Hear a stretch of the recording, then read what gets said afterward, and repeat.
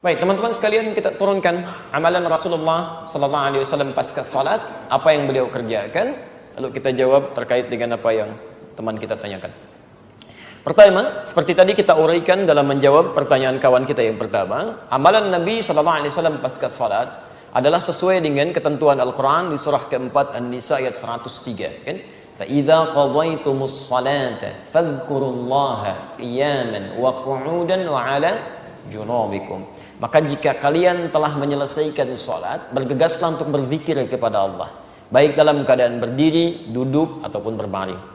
Bagaimana cara mengamalkan zikir ini? Karena kalimat di Qur'annya masih umum, zikir aja, ya? Kalau tidak dijelaskan bagaimana caranya, kita akan kebingungan. Apa Anda kemudian duduk, zikir, kan tidak, ya? Harus ada amalan yang jelas yang bisa kita kerjakan. Maka diberikan bentangan pilihan oleh Al-Quran. Semua amalan yang menjadikan kita ingat dengan Allah itu disebut dengan zikir. Saya ulang, semua amalan yang menjadikan kita ingat dengan Allah, tersambung dengan Allah, disebut dengan apa? Zikir. Misal, membaca Al-Quran itu bagian dari zikir. Karena Quran sendiri disebut dengan zikir. Quran surah ke-15 Al-Hijr ayat ke-9, posisi paling kanan di pertengahan. Inna nahnu nazzalna dzikra wa inna lahu lahafizun. Sungguh kami telah turunkan Al-Quran sebagai zikir. Jadi kalau Anda sedang baca Al-Quran, Anda sedang zikir itu. Ya, jelas di sini? Tayyib. Menghafal Quran itu bagian dari zikir.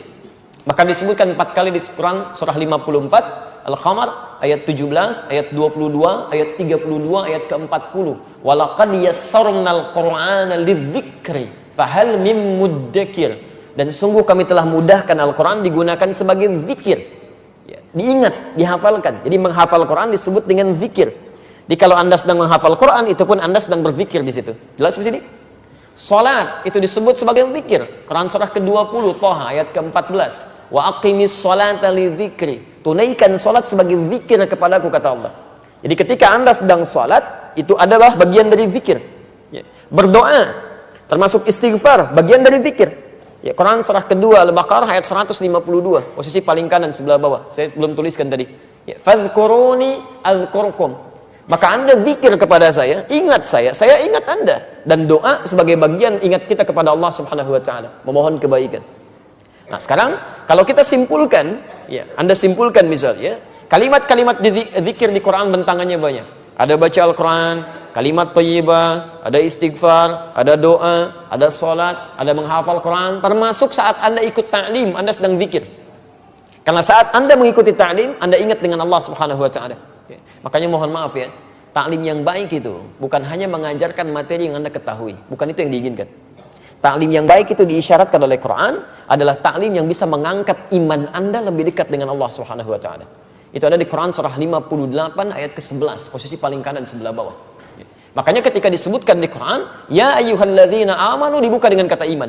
Hei orang-orang telah menyatakan dirinya beriman kepada Allah. Idza qila lakum tafassahu fil majalis, jika diinformasikan pada Anda, dikatakan luaskan majlis. Majlis itu asalnya dari kata jalasa, berpindah dari posisi rendah ke posisi tinggi. Kalau Anda duduk di bawah, saya katakan fadhal ijlis, silahkan duduk. Itu bukan cuma duduk, tapi maksudnya pindah ke tempat yang lebih tinggi. Tempatnya disebut dengan majlis, jamaknya disebut dengan majalis. Kalimat majalis di sini disandingkan dengan menuntut ilmu, diawali dengan kata iman. Kata para ulama seakan-akan melukiskan kesan bahwa tempat menuntut ilmu yang baik itu bukan sekedar Anda datang, tapi tempat yang menjadikan Anda terangkat keimanan Anda lebih dekat dengan Allah Subhanahu wa taala. Jadi kalau Anda menuntut ilmu, belajar dengan siapapun, iman Anda tidak meningkat, pengetahuan agama Anda tidak bertambah, ada yang salah di majlis itu. Makanya di ujung ayatnya dikatakan, yarfa'illahu alladhina amanu minkum walladhina utul ilma darajat. Orang-orang yang belajar seperti ini, imannya akan diangkat oleh Allah, plus pengetahuannya akan bertambah. Silakan antum cek. Kalau antum masuk ke majlis ilmu yang seperti ini, pengetahuan Anda pasti nambah. Salat Anda bukan cuma sekedar bertakbir, tapi paham kenapa saya mesti bertakbir, bagaimana cara saya bertakbir, apa bacaan yang saya bacakan. Kemudian Anda menjadi lebih dekat dengan Allah. Sebelumnya cuma sholat fardu, sekarang pengennya di masjid. Sebelumnya fokusnya yang berjamaah fardu saja, sekarang kehilangan sunnah, sudah nggak nyaman. Dulu ketinggalan fardu Anda biasa-biasa saja, sekarang ketinggalan sholat sunnah, sudah nggak enak Anda. Itu ta'lim yang bagus. Itu yang disebut dengan zikir. Disebutkan di Quran surah ke-9 misalnya 122, posisi paling kiri sebelah bawah. Itu sebanding amalannya dengan orang jihad itu. Nah, jadi dari semua amalan-amalan ini pasca salat, apa yang dikerjakan oleh Nabi? Apakah berdoa? Ataukah langsung istighfar? Atau kemudian beliau misalnya baca Al-Quran? Atau beliau menghafal Quran? Atau beliau mengajarkan dari materi keilmuan yang disebut dengan ta'lim itu? Bagaimana urutannya? Ditafsir di hadis-hadis ini. Pertama, lihat kalimatnya di hadis Muslim nomor hadis 591. Begitu beliau selesai menunaikan salat, salam ke kanan dan ke kiri, zikir pertama yang dilakukan oleh beliau adalah istighfar 3 kali. Astaghfirullahaladzim, astaghfirullahaladzim, astaghfirullahaladzim. Dan menyambungkan Allahumma antas salam wa minkas salam tabarakta ya dzal jalali wal ikram. Selanjutnya di hadis Muslim nomor hadis 593, la ilaha illallah lahu la syarika lah, lahul mulku wa lahul hamdu wa huwa ala kulli syai'in qadir. Selanjutnya di hadis riwayat Muslim nomor hadis 597, Anda mulai bacakan subhanallah, subhanallah, subhanallah 33 kali, alhamdulillah, alhamdulillah, alhamdulillah 33 kali, Allahu akbar, Allahu akbar, Allahu akbar 33 kali. Selanjutnya Anda bisa bacakan ayat kursi, ya. Ayat kursi Al-Baqarah 255, posisi paling kiri di pertengahan. Allahu la ilaha illa huwal hayyul qayyum. Selanjutnya Anda bacakan surah Al-Ikhlas, ya, kemudian Al-Falaq, kemudian An-Nas. Setelah itu Anda berdoa kepada Allah Subhanahu wa taala. Doanya bahkan langsung disebutkan dan kami tuliskan. Ya, ada di Ibnu Majah nomor hadis 925.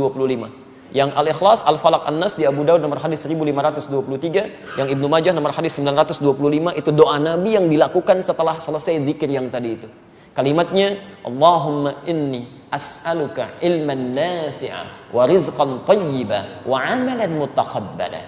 Ya Allah, saya sangat berharap ya Allah, semoga Engkau berikan kepada hamba ilmu yang bermanfaat, rizki yang baik ya Allah, yang berkah, dan mohon jadikan amal-amal hamba yang telah hamba kerjakan diterima olehmu ya Rabbal Alamin.